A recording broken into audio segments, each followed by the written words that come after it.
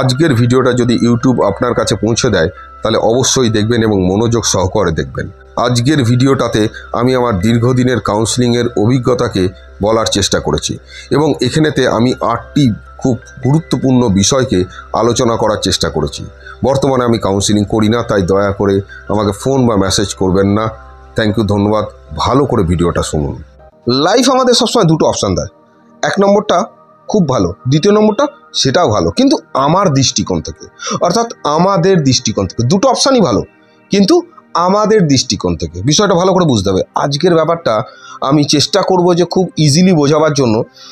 দেখুন, জীবন আমাদের কিন্তু অলওয়েজ দুটি অপশান দেয় এবং দুটি অপশান আপনার মনে হতে পারে একটি ভালো একটি খারাপ। অ্যাকচুয়ালি সেটা না, দুটি অপশানই ভালো, আপনি যেটা চুজ করবেন সেটাই ভালো, কিন্তু আমাদের দৃষ্টিকোণ থেকে। একটি অপশান থাকে কঠিন, আরেকটি অপশান থাকে সহজ। এই সহজ এবং কঠিন অপশানের মধ্যে আমাদের মস্তিষ্ক তার অভ্যাস অনুযায়ী সহজটাকে চুজ করার জন্যই আমাদেরকে পরিচিত করে এবং সেই দিকে নিয়ে যাওয়ার চেষ্টা করে।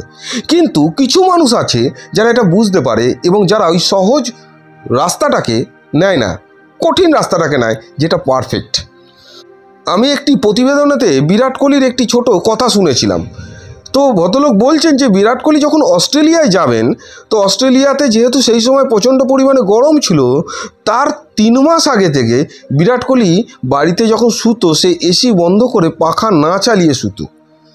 তো এই কথাটা আমার শুনে মনে হচ্ছে একটি মানুষ যে নিজের বেস্ট দেওয়ার জন্য এই লেভেলে যদি যেতে পারে, তাহলে আমরা নিজেদের কোন লেভেলেতে নিয়ে যাচ্ছি? আমরা কি সেই বেস্ট লেভেল পর্যন্ত চেষ্টা করতে পারি না? অবশ্যই পারি, কিন্তু অনেক সময় তার ওয়েট আমরা বুঝতে পারি না।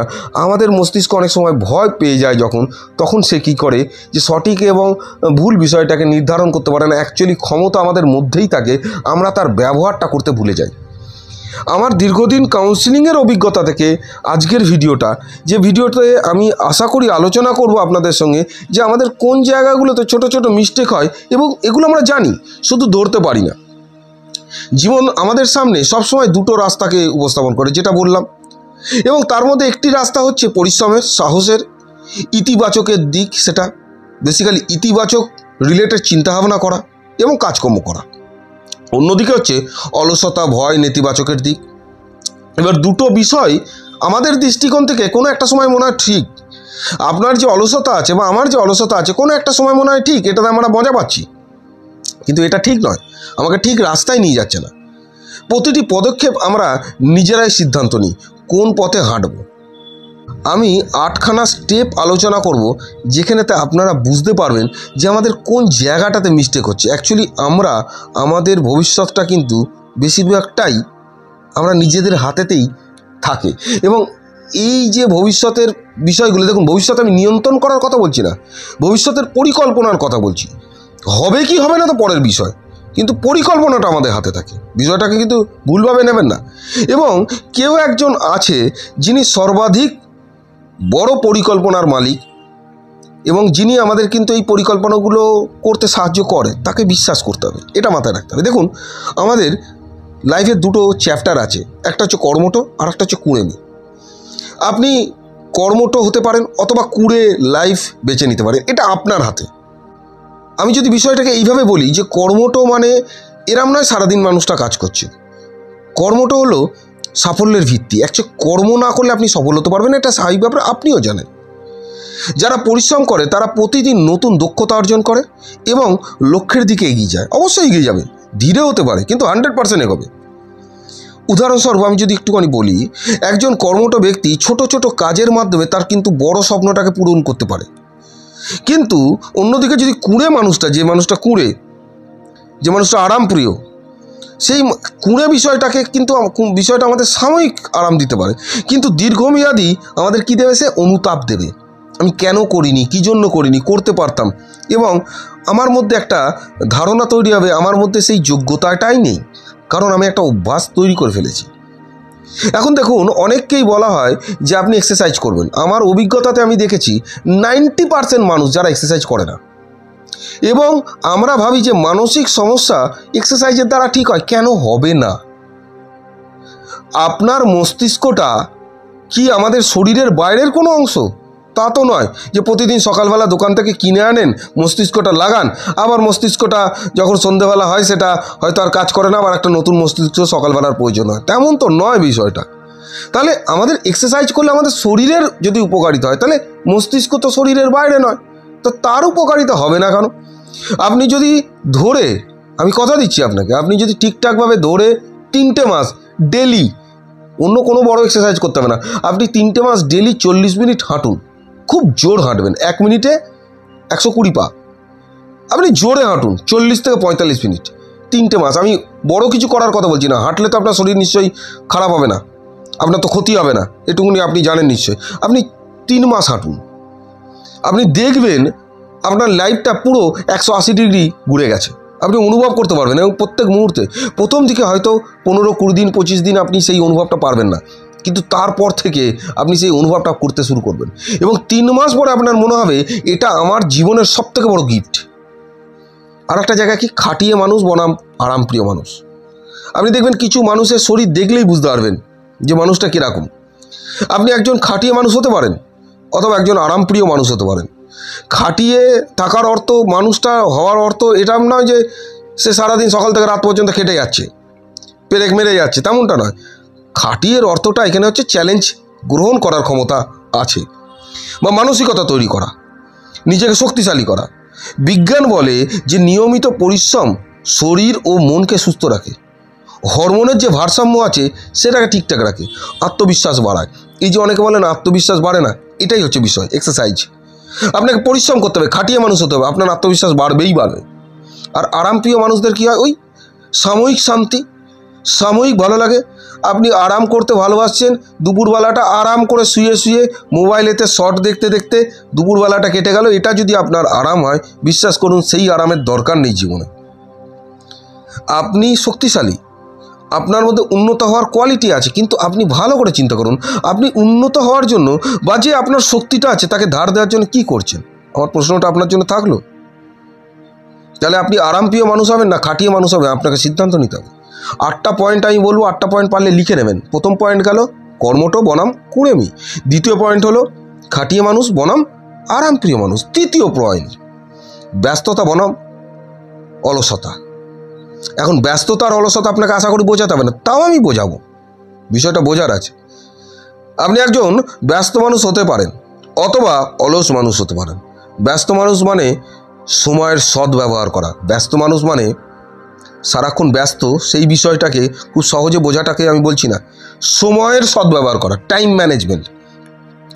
আমি কোন টাইমে কোন জিনিসটা করব, সকালে যদি আমার এক্সারসাইজ করার কথা থাকে তো করবই, সন্ধেবেলা যদি আমার হালকা কিছু খাওয়ার থাকে খাবই, আমার যদি এন্টারটেনমেন্টের জন্য গান শোনার কথা থাকে তাহলে আমি শুনবই, আমার যদি গল্প করার কথা থাকে গল্প করবই, জিমে যাওয়ার কথা থাকলে জিমে যাব, কাজে যাওয়ার কথা থাকলে কাজে যাব।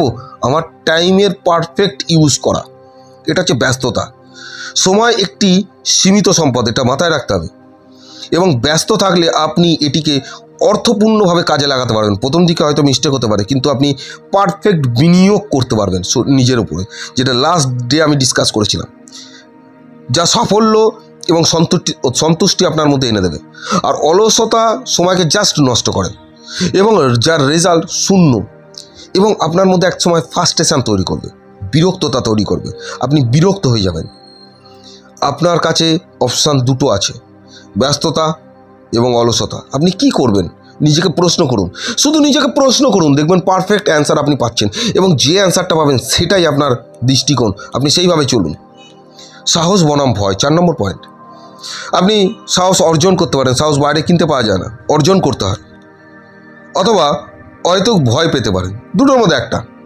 আপনার লাইফে আপনি কী করছেন দেখুন, আপনি সাহসিকতা অর্জন করতে পারেন, প্রতিদিন যে বিষয়টা ভয় লাগছে তার সঙ্গে প্রতিদিন মোকাবিলা করুন, প্র্যাকটিস করুন, আপনার সাহস বাড়বেই বাড়বে। এটা কোনো মানে এটাই বাস্তব, এটা কোনো মানে কি বলো সিক্রেট বিষয় নয়, ওপেন সিক্রেট, এটা এর থেকে বেশি কিছু না। সাহস হলো ভয়কে জয় করে এগিয়ে যাওয়ার একটা মাধ্যম। আপনাকে এই মাধ্যমটা যত আপনি ব্যবহার করবেন আপনার সাহস বাড়বে।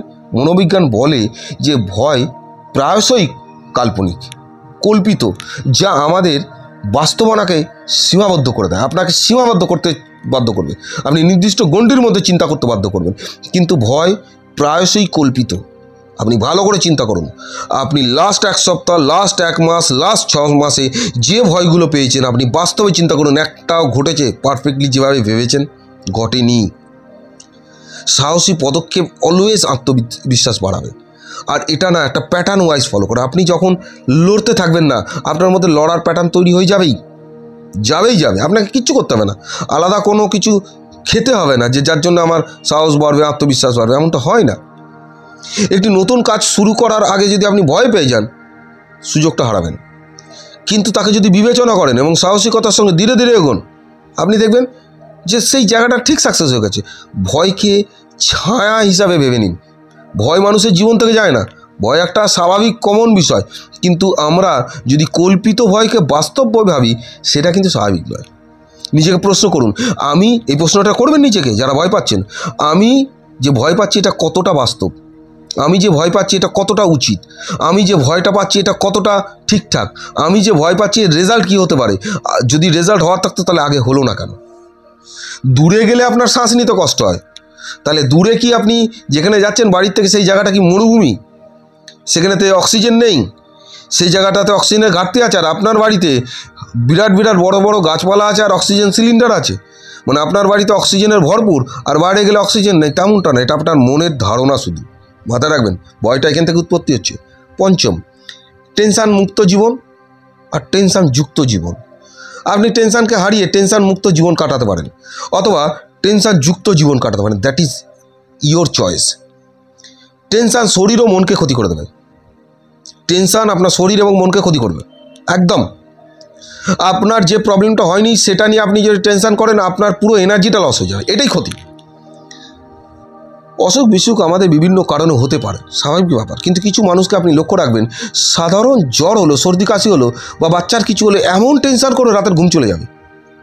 আমি এমন মানুষকে দেখেছি, বাচ্চাটার শরীর খারাপ হয়েছে, সাধারণ শরীর খারাপ, রাতে একটু ঘুমোতে পারছে না। বাচ্চাদের যেরকম হয়, সর্দি হলে ঘুমোতে পারে না, 20 বার বাথরুম যাচ্ছে, 20 বার পায়খানা করতে যাচ্ছে টেনশানে। তাহলে আপনার দৃষ্টিকোণটাকে পরিবর্তন করতে হবে। টেনশান কাটানোর জন্য আপনাকে সঠিক পদক্ষেপ নিতে হবে। কি? মেডিটেশান, পজিটিভ চিন্তা, প্রাণায়াম, যোগা, সকালবেলা হাঁটতে যাওয়া, এক্সারসাইজ করা, লোকের সঙ্গে কথা বলা, ভালো ভালো বই পড়া, যা আপনার জীবনের মানকে উন্নত করবে। আর টেনশান বা ভয়কে যদি আপনি নিয়ে বাঁচেন, তাহলে আপনি প্রশ্ন করুন তো, যে টেনশানগুলো করেছেন, প্রশ্নটা করবেন যে টেনশানগুলো করেছেন তার উত্তরটা কী এসেছে? কিচ্ছু আসেনি। তাই টেনশান আপনার মাথা ভবিষ্যতে কী হবে সেটা চিন্তা করে প্রেডিক্ট করে, আর টেনশান আপনি করেন এবং এটাতে অভ্যস্ত হয়ে গেছেন। আপনি আশা করি আমার সাথে একমত হবেন। লড়াই বনাম হার মেনে নেওয়া। এখন আপনি লড়াই করতে পারেন, একদম আপনি আপনার লড়াইটাকে করতে পারেন, অথবা আপনি লড়াইয়ের আগে ছেড়ে দিতে পারেন। কিন্তু ছেড়ে দেওয়ার আগে আমি বলবো যে আপনি প্রশ্ন করুন, আপনি ছেড়ে দিলেন কেন? আপনার উত্তর আসলে আমি পারছি না, পারবো না, হতে পারবে না, সম্ভব নয়। ঠিক আছে, তাহলে কেউ তো করছে। আপনার যে যোগ্যতা তার থেকে কম যোগ্যতা তো এই বিষয়টা কেউ করছে, তাহলে সে কী করে করছে? তাহলে নিশ্চয়ই আপনার চিন্তার মধ্যে কোনো ভুল আছে। লড়াই মানে চ্যালেঞ্জ গ্রহণ করা, শেখার মাধ্যমে বেড়ে উঠতে হবে।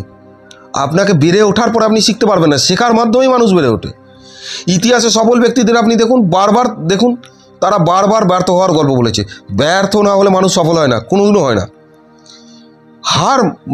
হার মানার ভয় পাবেন না। হার আপনি হেরে যাবেনই, এটা কোনো বড় ব্যাপার না, এটা স্বাভাবিক ব্যাপার। হারবেনই আপনি, আমিও হারবো, পৃথিবীর প্রত্যেকটা মানুষ হারে। কিন্তু হেরে যাওয়ার পরে অভিজ্ঞতা নেওয়া এবং আবার লড়াই করা, এটাই সফলতা। আর এটা যখন আপনি করতে থাকবেন, এই অভ্যাস আপনাকে কোনোদিনও হারতেই দেবে না। আপনার মধ্যে এমন এক মানসিকতা তৈরি করবে যার মাথাতে আসবেই না যে হেরে যাওয়া যায়। ঠিক আছে, পজিটিভ বনাম নেগেটিভ চিন্তা। দেখুন, পজিটিভ চিন্তা আর নেগেটিভ চিন্তা, আমরা আমাদের শত্রুপক্ষকে কীভাবে দেখবো সেটাকে বিবেচনা করতে হবে। আমাদের শত্রুপক্ষকে আমরা যদি নাম না দিতে পারি তাহলে মুশকিল। তাহলে আমরা সহজেই নাম দিয়ে দিই আমাদের চিন্তাটাকে, নেগেটিভ চিন্তা আর পজিটিভ চিন্তা। আপনি লিস্ট করে নিন, বারবার বলেছি, আপনি লিস্ট করুন, একটা নেগেটিভ চিন্তার লিস্ট করুন যেগুলো আপনার আসে, যেগুলো আপনার কল্পিত, এবং সেই লিস্টটা পকেটে রাখুন। চিন্তাটা আসলে আপনি একবার লিস্ট খুলে দেখে নেবেন যে এই চিন্তাগুলো কল্পিত, বেকার চিন্তা। তার জায়গায় আমি কিভাবে ভাবতে পারি। আপনি একটা বিষয়কে, এটা খুব গুরুত্বপূর্ণ লাইন, আপনি একটা বিষয়কে কিভাবে ভাবছেন, অন্য কোনোভাবে ভাবা যায় কি না, আপনি একবার প্র্যাকটিস করা শুরু করুন। প্রথম দিকে 2টো একটা পারবেন, তারপরে দেখবেন 10টা 20টা করে মাথায় চিন্তা আসছে। একটা বিষয়কে অন্যভাবে কীভাবে বিশ্লেষণ করবেন, দেখবেন অটোমেটিক্যালি আপনার চিন্তা কমতে থাকছে। আপনি বুঝে যাচ্ছেন চিন্তাটাই মিথ্যা যেটা আসছে আপনার, এবং আপনি একটা ডিসঅর্ডারের শিকার হয়ে আছেন। মৃত্যু ভয় বনাম জীবনকে উপভোগ করা। এখন মৃত্যু ভয় আপনি পেতেই পারেন, এটা স্বাভাবিক ব্যাপার। মৃত্যু ভয় উপলব্ধি করবে না, মৃত্যু ভয় পাবে না পৃথিবীতে এমন কোনো ব্যক্তি আছে নাকি? প্রত্যেকটা মানুষ আছে যারা মৃত্যু ভয় পায়, এভরিবডি।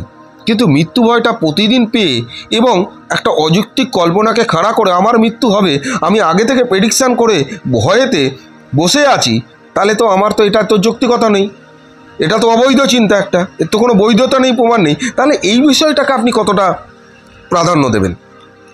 আলোচনাটা এইখানে যে মৃত্যু ভয় প্রত্যেক মানুষের লাগে। মৃত্যু ভয় যদি না লাগে তাহলে ডাক্তার দেখায় কেন? ঠিক আছে, তো মৃত্যু ভয় সব মানুষই লাগে। যারা বলে যে আমার মৃত্যু ভয় লাগে না, সে মিথ্যে কথা বলছে, হতেই পারে না। কিন্তু অবাস্তব মৃত্যু ভয়টা সেটা তো ঠিক নয়। তাহলে আমাদের অবাস্তব মৃত্যু ভয়টাকে এড়িয়ে শুধু ভেবে নিতে হবে সময়ের সাথে যেটা হবে, যখন হবে দেখা যাবে, মোকাবিলা করা যাবে। ছেড়ে দেওয়ার কোনো জায়গা নেই, ভয় পাওয়ার কোনো জায়গা নেই। আমি যে ভয়টা পাচ্ছি অভ্যাসের কারণে, অনেক বড় করে ভাবছি, যেটা ভাবা উচিত নয়। আপনার হাতেতেই সব কিছু। আপনার জীবন আপনাকে চয়েস দিচ্ছে, বারবার চয়েস দেবে, বারবার সুযোগ দেবে, এবং জীবন সর্বদাই সুযোগ দেবে। এই সুযোগ কোনোদিনও বন্ধ করে না জীবন। আপনি আপনার লাইফের আপনার 24 ঘন্টার মধ্যে মাত্র 4% ব্যবহার করুন নিজেকে ডেভেলপমেন্টের জন্য। একটি বই আছে, পড়বেন, 4% ফিক্সড। বইটিতে জানতে পারবেন, অথবা অ্যাটমিক হ্যাবিট, 1% করে নিজেকে তৈরি করা। এগুলো পড়লে আপনি বুঝতে পারবেন, টাইম ম্যানেজমেন্ট একটি বই আছে, এগুলো পড়লে আপনি বুঝতে পারবেন যে নিজের মধ্যে কিভাবে ইনভলভমেন্ট বাড়াবেন এবং নিজেকে আপডেট কিভাবে করবেন। আপনি বুদ্ধিমান, এমন নয় আপনি বোকা। আমরা মানুষ, আপনি নিজেকে বোকা বলতে পারেন, কিন্তু আমরা মানুষ বুদ্ধিমান জীব, এটাই বাস্তব, এটাই ঠিক। সত্যতাকে গ্রহণ করুন। আপনার মধ্যে ক্যাপাসিটি আছে, এটাও সত্য, এই সত্যতাকেও গ্রহণ করুন। সত্যতা এড়িয়ে যাবেন না। পৃথিবীর সবাইকে অগ্রাহ্য করে আপনি এগিয়ে যেতে পারেন, এটাই সত্য, এটাই বাস্তব। আপনি কেন শুনছেন অন্য লোকের কথা? কি কারণে শুনছেন অন্য লোকের কথা? আপনার বাড়ি থেকে বেরিয়েছেন আপনি, যদি বৃষ্টি হয় না, কেউ ছাতা এসে ধরবে না, ছাতাটা আপনাকেই বার করতে হবে। আপনি যদি না খেতে পান রাত্রিবেলা, কেউ এসে জিজ্ঞেস করবে না খাননি কেন, আপনাকেই করতে হবে। সুতরাং আপনি নির্ভরশীল নয়, নির্ভরশীলতা কাটিয়ে ফেলুন, ঝেড়ে ফেলুন। নির্ভরশীলতা সবথেকে বড় কারণ ব্যর্থতার, আমার তো মনে হয়। আমার কাউন্সিলিংয়ের অভিজ্ঞতা থেকে আজকের ভিডিওটা, এবং বর্তমানে তো আমি কাউন্সিলিং করি না, আশা করি অনুরোধও করবেন না কেউ। এবং যেহেতু আমি করি না, তাই সবাইকে বলবো যে প্লিজ ফোন বা মেসেজ করবেন না, তাতে আমি খুব আনন্দ পাবো, কারণ আমি বর্তমানে কাউন্সিলিংটা সম্পূর্ণ ছেড়ে দিয়েছি। ওকে, সো এবং আপনাদের কাছে রিকোয়েস্ট, যারা মানসিক সমস্যা আছে, প্লিজ তারা যে কোনো আপনার কাছাকাছি যে কোনো একজন মনোরোগ বিশেষজ্ঞকে দেখাবেন, একজন সাইকিয়াট্রিককে। তিনি যদি মেডিসিন দেন খাবেন, তার নির্দেশ ছাড়া মেডিসিন বন্ধ করবেন না। কাছাকাছি যে কোনো জায়গায় কাউন্সিলিং করান, এক্সারসাইজ করুন, যোগা করুন, প্রাণায়াম করুন।